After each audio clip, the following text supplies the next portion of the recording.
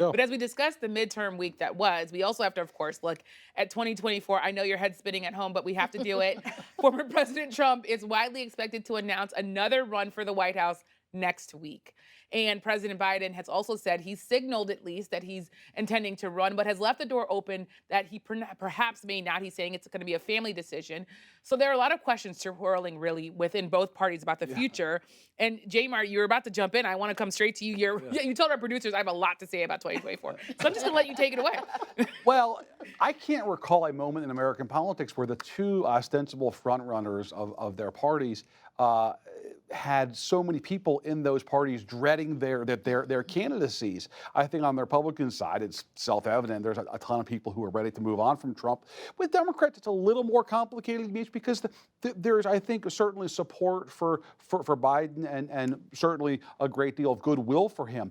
It's just that there's a feeling, I think, among a lot of Democrats that it's time to move on, that he served the purpose of getting Trump out of the White House, but he'll be 82 years old in 2024, and perhaps this thinking goes, it's time to get somebody of the next generation to run. The exit polls the other night that we all saw show, overwhelmingly most Americans want Biden to hang it up in 24. He doesn't seem quite ready to do that, at least as of right now. Yeah. Watch me. It's hard. Look, it's hard for politicians to walk away, like it's hard for athletes to walk away, Yeah. right? He has that competitive gene in him, and I think it's going to be difficult. I will just say real fast on Trump.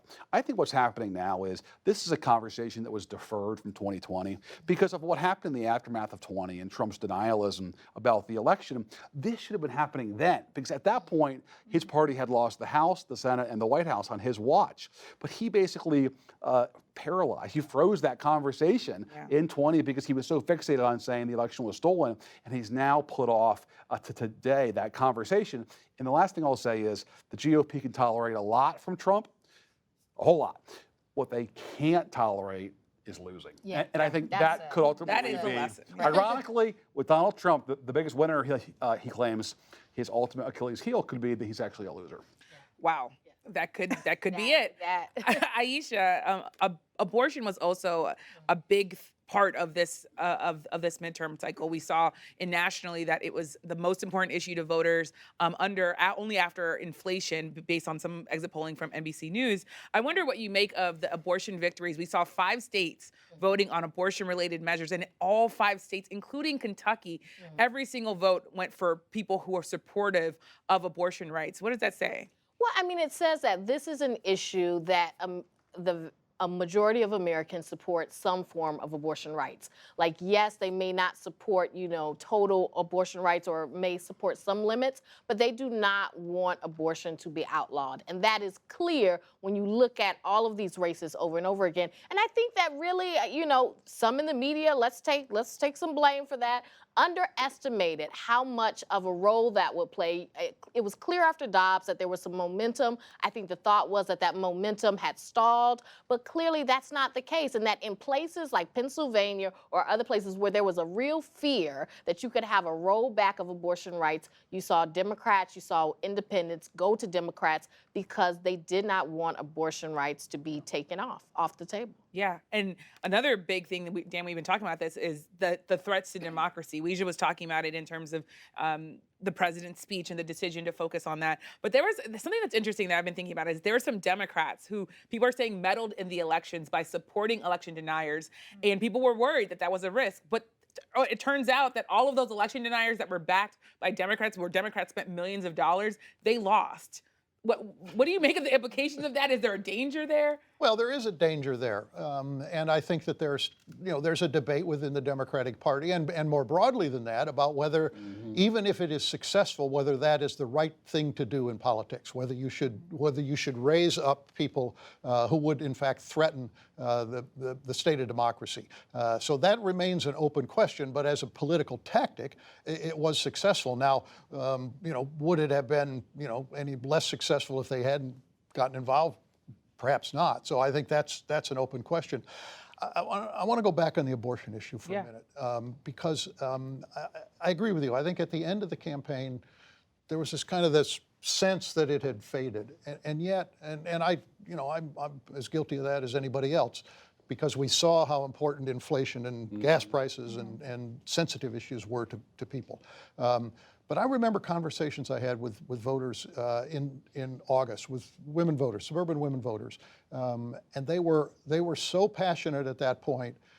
They were passionate about the abortion issue. They were passionate about democracy. And I think that when you look at what was going through their minds, there was something visceral about those issues. And when there's an issue that is that powerful, that doesn't fade away. And I think it's easy for us to sort of look at a poll and say, oh, it's not as important as it was.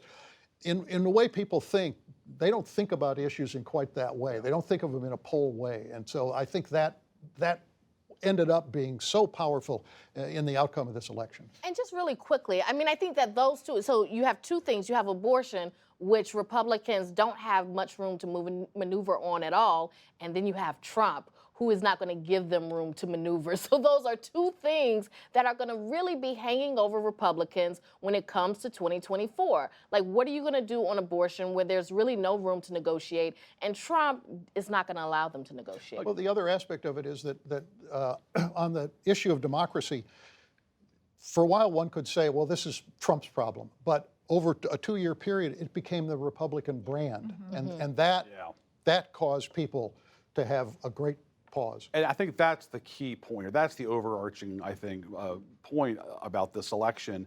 My co-author Alex Burns and I wrote a book called This Will Not Pass. And I think the good news and the bad news for Democrats is that Trumpism will not pass. I think it's bad news for Democrats because Biden's hope was that the fever would break after he took office, that the Trump era would end. Well, it obviously hasn't.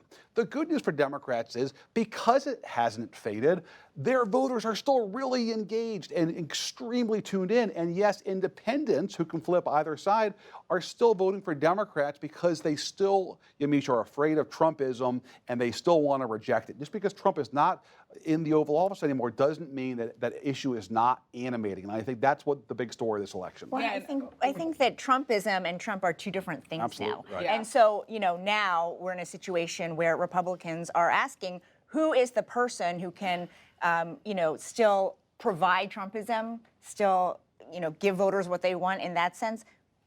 That's not Donald Trump. Yeah. And so, And in talking about that and thinking about that, I was going to ask you about Michigan. I know you're at the White House, but Michigan saw these huge wins because they have, for the first time in 40 years, Michiganders are going to have a Democrat-controlled legislature and a governor's mansion. And that message was all about really anti-Trump and also all about making sure that women's rights were going to be protected, LGBTQ rights. I sat down one-on-one with the governor of Michigan who said, we're ready for this fight nationally. I wonder what you make of sort of the people that are coming up, maybe some of the names that we're seeing, Governor Whitmer, Gretchen Whitmer being one of them, as being people who are ready to say, I'm going to fight for Trumpism here. Alicia.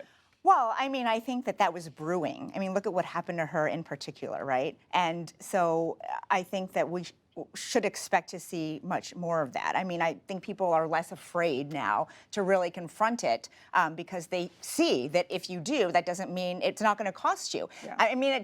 That means, it could actually help you. And so from that sense, I think that, it's not necessarily surprising, but of course, the outcome is remarkable. I have to ask you about Sean Patrick Maloney, Yeah. Because Jay Mark, I wanted to ask you about this because he lost his race, even though Democrats are doing well. What's that say? Well, he had this Hudson Valley district in New York State. I think, ironically, because it's seen nationally as this bastion of liberalism, Democrats actually had a really rough go this year in New York, in part because of what was happening in the race for governor, where you had the Democratic incumbent who was an appointed person, not appointed, but someone who had taken office when Cuomo quit, and who was fairly weak comparatively to that state's politics. And I think that helped down ballot and it hurt Democratic incumbents like Sean Patrick Maloney. And I think if Democrats do in fact lose the House, it'll be almost entirely because of their losses, ironically enough, in, yes, New York State. But I'll go to your point earlier about, I think what Tuesday night also offered us, Yamiche, is a glimpse of, in both parties, the next generation. Yeah. I think certainly on the Republican side, talking about folks like Ron DeSantis, but don't forget these Democrats who were elected Tuesday too. Gretchen Whitmer, Yeah. overwhelmingly reelected. If you win Michigan twice as a Democrat like that, boy, you are going to be in the 10 national points, yeah. conversation immediately, and she certainly is. But don't forget Josh Shapiro in Pennsylvania, who helped Fetterman a great deal on top of the ticket. Wes Moore in Maryland, and Maura Healey in Massachusetts. All these new Democrats are going to be born on Tuesday. Well, Aisha, I want to ask you about a Democrat that has an uncertain future right now, which is Stacey Abrams.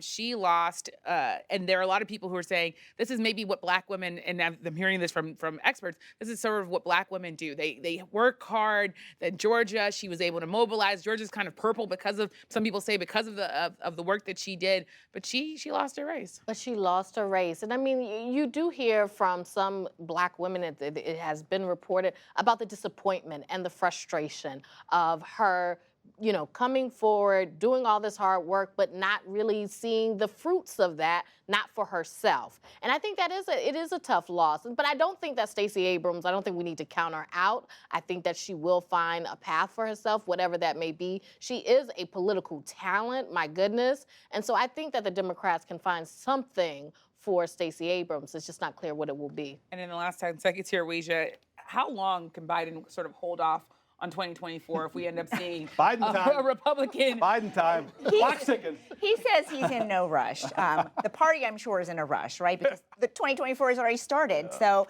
he said he's going to take some time over the holidays. It's going to be a family decision, and perhaps in the new year he will make an announcement, but not yet. Not yet, but you're going to be asking him, I'm sure, right? Every chance. Every chance. Well, we'll have to leave it there tonight. Thank you so much to our panel for your reporting, and for you all at home, thank you so much.